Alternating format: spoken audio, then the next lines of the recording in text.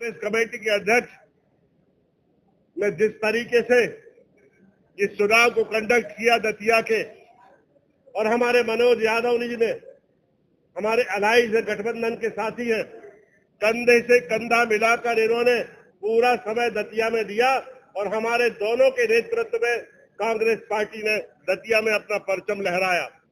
हमने कैंडिडेट का चयन अच्छा किया, जीतू पटवारी जी ने कार्यकर्ताओं को एकजुट किया, गठबंधन के सहयोगियों को अपने साथ में लिया और पूरी पार्टी को एक साथ लेकर अकेले जीतू पटवारी जी ने 250 पोलिंग बूथों का दौरा किया। मुझे नहीं लगता कि मध्य प्रदेश के इतिहास में किसी भी कांग्रेस के अध्यक्ष ने 290 में से 250 पोलिंग बूथों का दौरा किया हो। ऐसी अनथक मेहनत, ऐसा अविराम परिश्रम करके आज उन्होंने परचम लहराया है और सबसे ज्यादा बधाई की पात्र है दतिया की जनता और उसके बाद बधाई के पात्र है हमारे कार्यकर्ता। मनोज यादव जी ने पूरा समय दतिया में दिया, अपनी पार्टी को प्रेरित किया, मतों के विभाजन को रोका और गठबंधन का धर्म और नियम पूरा किया। इसलिए वो यहाँ उपस्थित है।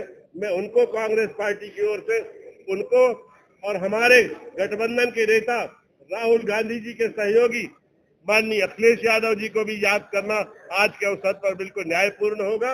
हम उनका आभार मानते हैं, उनके प्रति कृतज्ञता ज्ञापित करते हैं और उन्हें धन्यवाद देते हैं कि उनकी पार्टी ने पूरी शिद्दत से इस चुनाव में अपनी हिस्सेदारी को निभाया। एक बात और पत्रकार बंधुओं में आपके सामने कहना चाहता हूं, इंदौर का प्रशासन जिस तरह से जीतू पटवारी जी उनको परिवार को परेशान कर रहा है, इसको लेकर पार्टी में बहुत बेचैनी है और पार्टी के एक एक कार्यकर्ता को दुख पहुंचा है। हर 4 दिन में एक नोटिस दे देना, उनके भाई को बुलाकर रात भर पुलिस की गाड़ी में घुमाना और छोड़ देना। उनसे पूछो भैया हमको क्यों बुलाया है, तो कोई बताने के लिए तैयार नहीं है कि क्यों बुलाया है। उनका घर जो 20 साल पहले उन्होंने बनाया था, जिसका मालिकाना हक उनके पास है, जिसके पेपर उनके पास है, उनका नाम उस खसरे में चढ़ा हुआ है, उसकी परमिशन उनने ली हुई है, उसके टैक्स वो देते हैं, उसको नोटिस दे दिया कि ये अवैध कॉलोनी में बना हुआ है। यानी इस तरह के दबाव तैयार करना, याद रखे प्रशासन कि जीतू पटवारी जी, उनका एक एक कार्यकर्ता तुम्हारे किसी दबाव में नहीं आने वाला है। तुम अगर हमारे ऊपर ईंट फेंकोगे तो 1000 पत्थर तुम्हारे ऊपर गिरेंगे।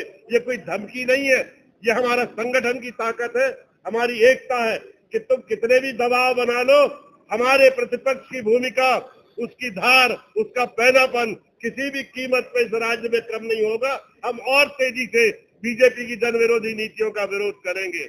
इंदौर का प्रशासन इस तरह के अन्याय से बाज आए और याद रखे, बहुत बड़ा कार्यक्रम हम इंदौर में इन सब विषयों को लेकर करने वाले हैं। पूरे प्रदेश का कार्यकर्ता पहुंचेगा और ईंट से ईंट बजा दी जाएगी। अब मैं समाजवादी पार्टी के